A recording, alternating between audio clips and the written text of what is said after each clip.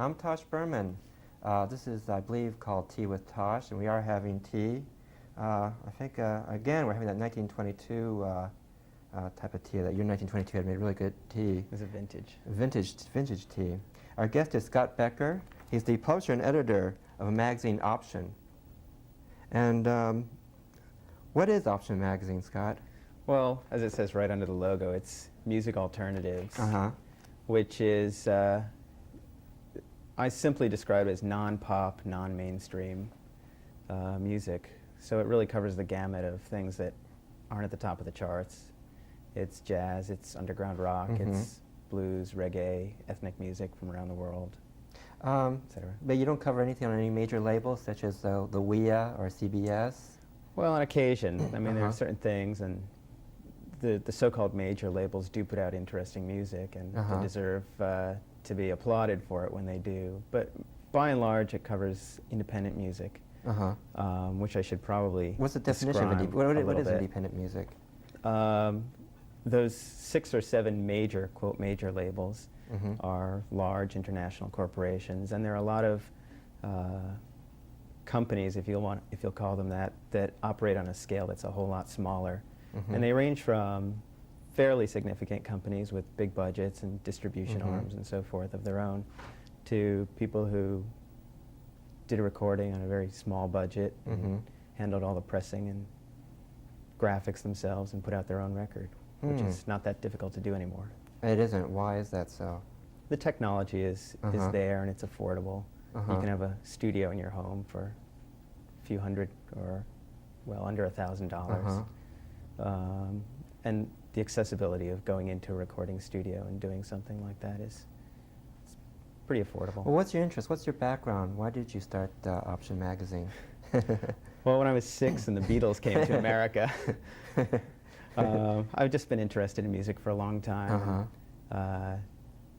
Worked in college radio and used to manage bands and kicked around variously, and mainly was a fan, collected a lot of records, and was interested that way, and started writing about music and ended up doing a magazine about it. Now, originally, what is the history of this magazine, basically? It was Well, okay, very briefly, there was a magazine called Op, which was published in Washington State for about 5 or 6 years. And it was conceived as a finite project, so that at the end of 5 years, they just said, okay, that's it. And so we incorporated their name into our logo, Option, and took off from where they left off. Were you the founder of the actual magazine? Option, yeah. Oh, Option. Okay, now when you first started, you used to go for all the bands or musicians alphabetically, right? Was it like an A issue? Right, well, Op went A through Z. Each issue concentrated on artists or companies or countries or regions that had a certain letter, and they went through the alphabet, and they quit when they got to Z. Which was very convenient. Z was kind of slim. It was just very convenient to call it quits at that point. And just to carry on what they had done, we started with A squared. But after getting through E, we decided that it was a little bit tired to just continue their format, and we should just really do something that was ours. And so now we cover anything at any time. It doesn't really have anything to do with an alphabet structure, which is good because it allows us to get the best possible writing about any artists at all that are relevant currently. Okay, do you consider Option to be a critical magazine or more of like a consumer guide in a sense? It's a lot of those things. It's used very much by musicians to find out what's going on, and it's got some how-to information, a lot of contact information. A lot of people who are collectors read it because there's extensive reviews. How many reviews are there approximately in one issue? There's about 75 cassette reviews and about 250 record reviews. That's amazing. Yeah, well, it's very dense and it's very information oriented. And this is 6 times a year? Every other month. Every other month. So that probably gives you an idea of how many independent records are coming out, and that is just a fraction of them. Okay, this is strange. How did you, obviously you had a magazine, how did you develop a contact with that whole independent underworld really out there? Well, Op did the groundwork, and after 5 years, they were pretty well known. Small, but well respected, and in certain circles, people knew who they were. So we were able to carry on with that, that foundation. And people came to us mostly, and we did a lot of work ourselves too to get the name of the magazine out and let people know who we were and where we were. And do you discard any bands? Like, do you ever say, no, it's not worth reviewing? Or do you review everything that comes through? Oh, it's impossible to review everything. Really? I'm just amazed there's that much material out there. Like I say, that's a portion of it. Yes. We only get some of the independent releases that are coming out at any given time, and mostly domestic, so it's a lot of the stuff that's coming out, for example, in Europe or Japan. Yeah. It just doesn't come our way. What is the difference between, you mentioned you have like a cassette review and a record or LP review. Is there a difference between, I know there's physical difference between cassette and LP, but... Now, a larger record company may release something in 3 formats at once. They'll put out a vinyl record and a cassette and a compact disc, but the smaller companies are basically only putting out records. And even sort of below that is a whole world of people who, on a negligible budget, are releasing good quality cassette recordings. They're not going through the process of pressing 1,000 records. They're just dubbing off as many copies of this as they need, designing their own covers and maybe Xeroxing them, and boom, you have a recorded release. It's sort of like artists who one time made little private books just for friends. Exactly. Well, both independent records and cassettes are a form of vanity press, but it allows a lot of work to get out that wouldn't get there through commercial channels. Well, do you believe perhaps like the next 10 years, where say a big music talent, whatever it's somebody really famous or somebody really major, aesthetically, not only economically, do you think that source or that sound will come from the independent music scene? Oh, it does. It already does. Numerous bands have started by putting out their own records. For instance, who? Well, let's see. Now I'm going to have to think of a good example. Well, Husker someone Du, right? Yeah, Husker Du is now probably a good example. Now they're on Warner Brothers. And they were originally on...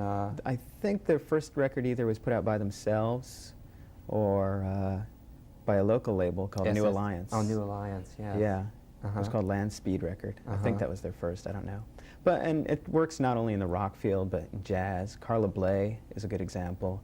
She's a pianist and arranger who set up her own record company and a distribution company because there was no way 15 years ago for jazz music to really get out to people. So they did it themselves. Well, okay, basically, it's still on the aesthetics of the music that you write about. Is there a description? I know it's like jazz and rock, but are they, do they range from, what do they range from? Like what? Well, it really runs the gamut, although we steer away from things that are very commercial sounding. And what is your definition of commercial sounding? Well, when it sounds like the kind of fodder that you hear on AOR radio, commercial radio, or Top 40, things that sound like Journey. They're not an independent music band. You see, a band that aspires to that kind of aesthetic or that kind of success has as much right to put out an independent record as an underground band like Husker Du. There's nothing wrong with it, but what we're trying to do is provide a forum and a voice for the artists whose music is just so far removed from the commercial mainstream that they've got to do it themselves. No one's going to sign them. Oh, well, okay, basically, it's not a national scene, is it? The independent. Well, it is, pretty much around the world, and it's international even. Because of magazines like Option, because of a network of good college radio station, there's a lot of means to disseminate the idea that you're there and you're playing. A lot of bands have the stamina to get in a van and tour. So a lot of bands can get very well known without having someone working promotion for them and a publicist on staff and the whole gamut of employees. Is it possible for a band or artist to make a living just dealing in the independent music Yeah. market?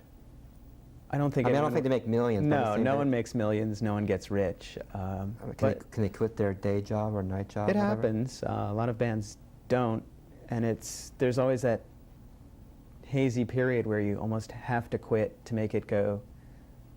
Quit your day job to make it to the point where you can make it support itself. So there's this interim in there, and a lot of people just can't take that step. One thing I noticed, I was used to working at a record store, and I was wondering how much of the market are like, there's a term, I don't know if it's a proper term, called new age music. Yeah. Or environmental type of music, meaning sort of music in the background. Do you review that type of product? Yeah, somewhat selectively. Some of it has quite a bit of substance. I mean, music doesn't have to be loud to be good or abrasive. There's music that can be placid and well done. But it's very easy to kind of slip off the edge and be making synthesizer music. And you guys don't deal in synthesizer music? I mean, well, how much is like a critical? Are you the one who critically judges what should be? I mean, we try and listen to virtually everything that comes in the mail. But we have a staff of writers who are all over the country. Some of them are specialized, some of them are quite knowledgeable in lots of different music. And after getting a feel for what a record or a tape sounds like, we'll send it to a particular writer. And they're able to, give their judgment. Most of our reviews, this is something that's a little unique, are not judgmental. They don't say this record is brilliant, this record sucks. It's more of a descriptive thing because we allot very little space to any given title. So in a paragraph or so, I'd rather have a writer define the record, tell me what it sounds like, tell me what kind of instruments are on it or what style of music it is in a broad sense, and give a sense of whether it's well done or well recorded or maybe not, and then let the reader pursue it himself if he's interested. That's interesting because reading the magazine, that's what I mentioned earlier, it's sort of like a consumer guide. Yeah. Because I have bought some records, I would say like recommendation of the magazine, but more to the descriptive quality of the magazine. And some writers do tend to champion things that they're really excited about or really put things down. And that's fine too, especially if it's a writer who's writing regularly for us, because those who read regularly say, yeah, I bought something on this reviewer's recommendation, and he doesn't know what he's talking about. So did he like threaten to burn your office down, or? No. No? We get nasty letters now and then, but from all around the world, though, you get nasty letters. Yeah, all over the world. Crazy letters. Malaysia, Israel, Iceland. I'm really interested because I had a magazine for a while, like a poetry magazine.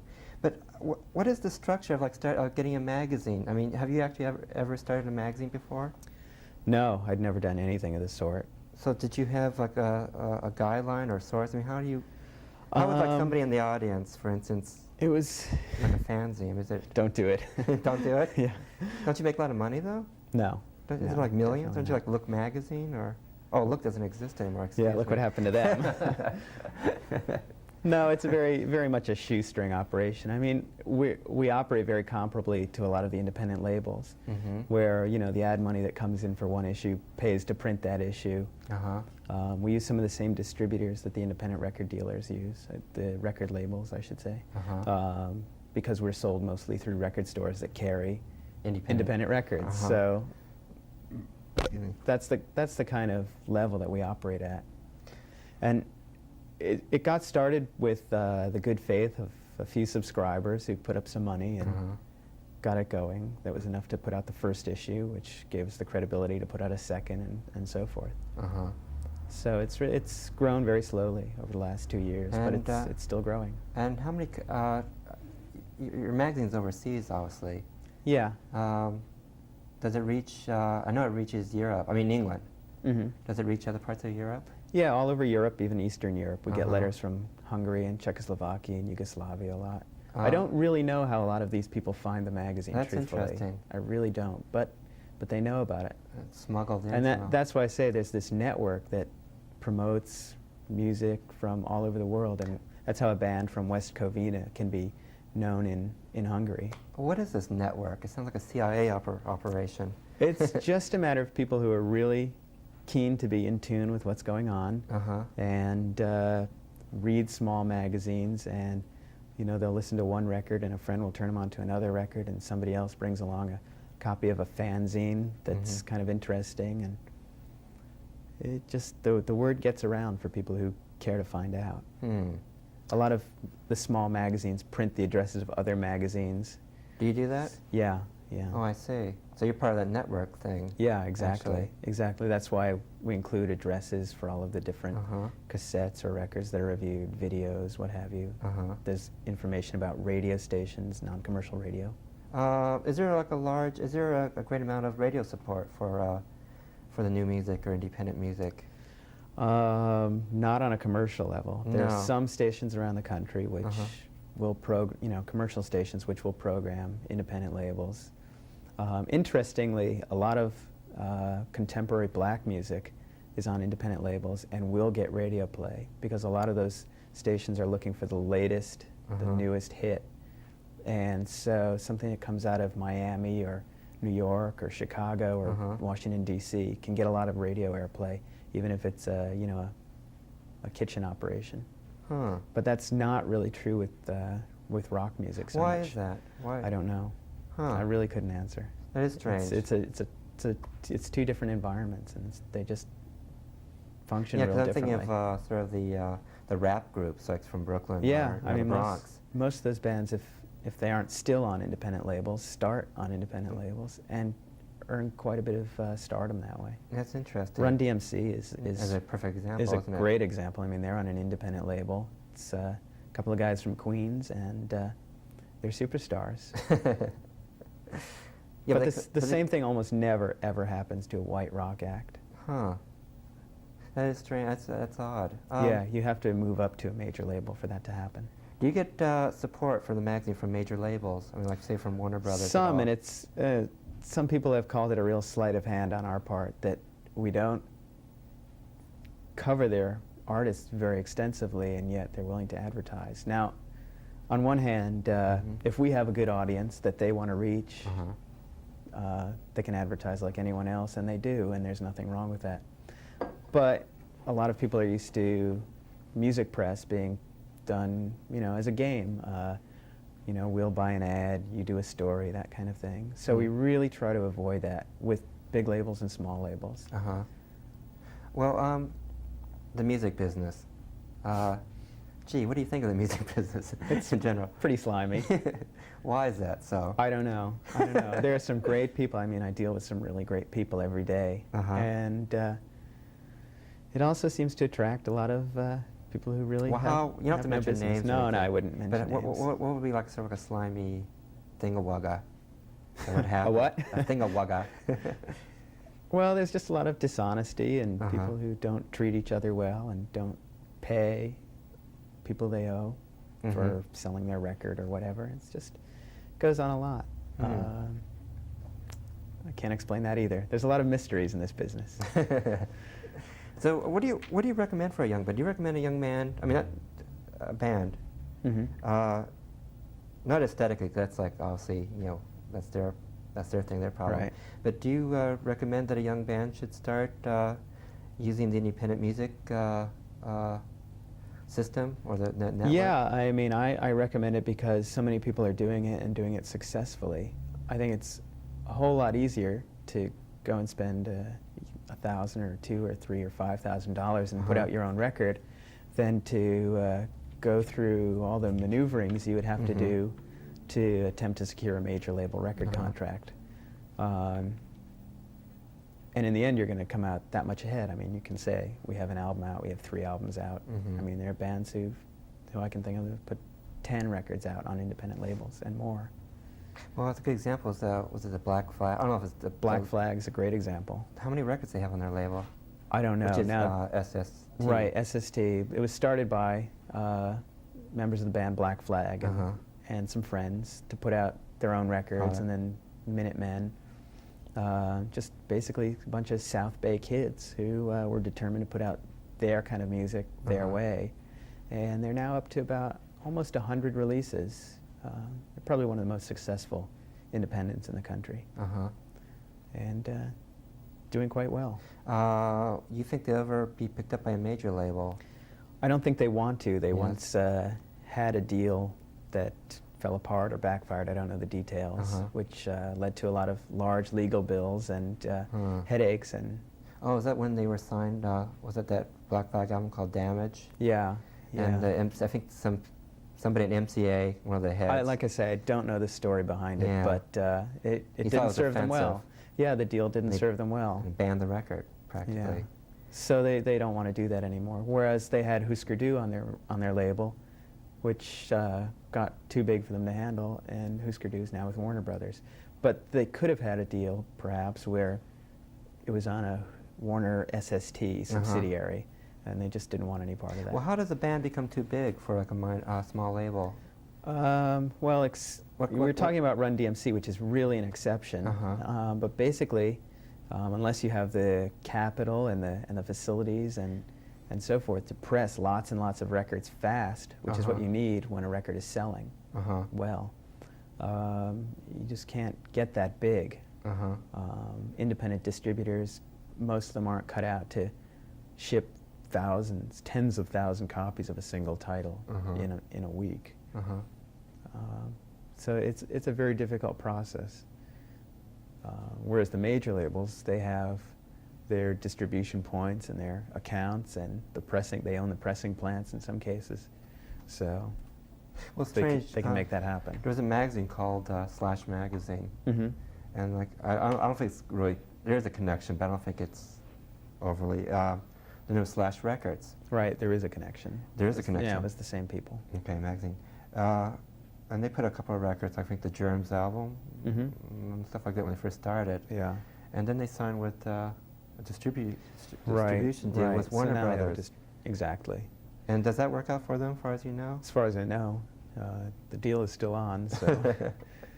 But there are all kinds of different ways. I mean, some records can come out, say in England, on an independent and get licensed to a major here, or a major might distribute an independent label, or a band might, let's say, graduate from an independent to a major. I can think of a lot of artists, a lot of folk artists, which were on major labels in the 60s, now put out their own records. Oh, like John Prine? John Prine, Tom Paxton. Why is that? Why?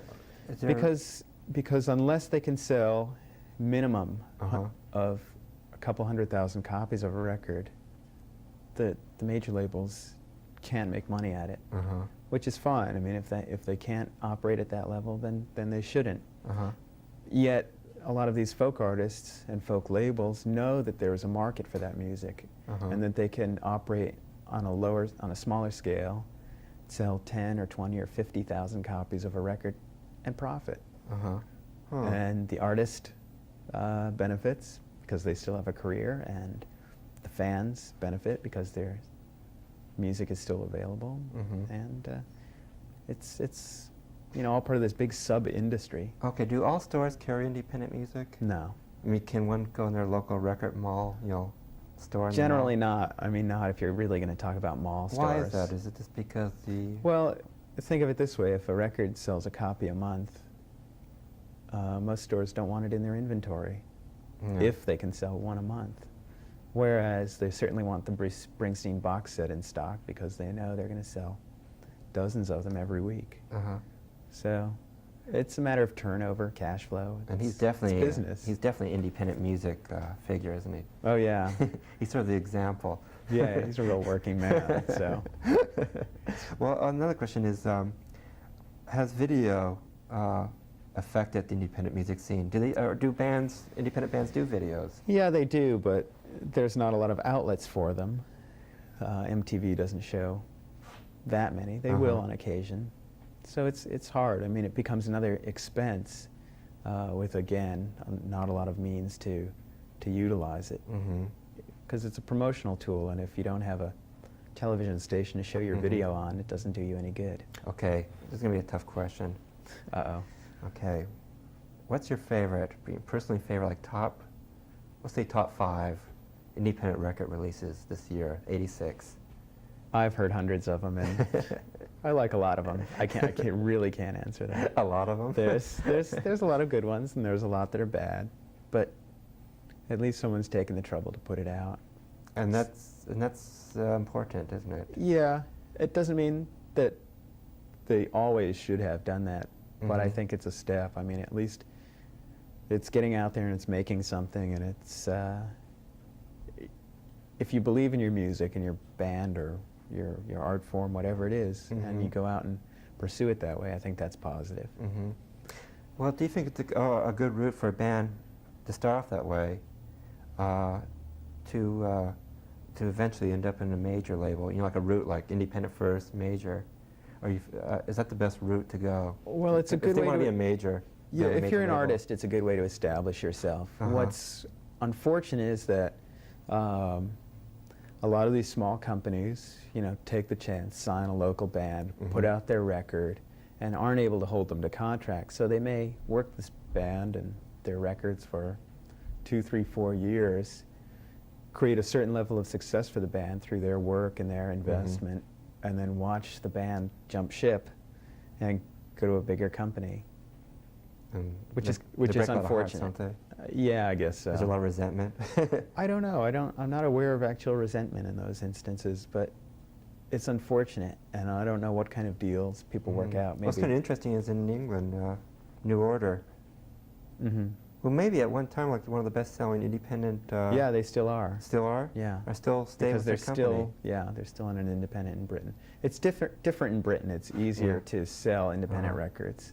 It's a much more, I mean, it's physically a much smaller society. I felt my plug being pulled. I think it's the end of the time. All right. Thank you very much. Good luck to Option Magazine. Thanks. And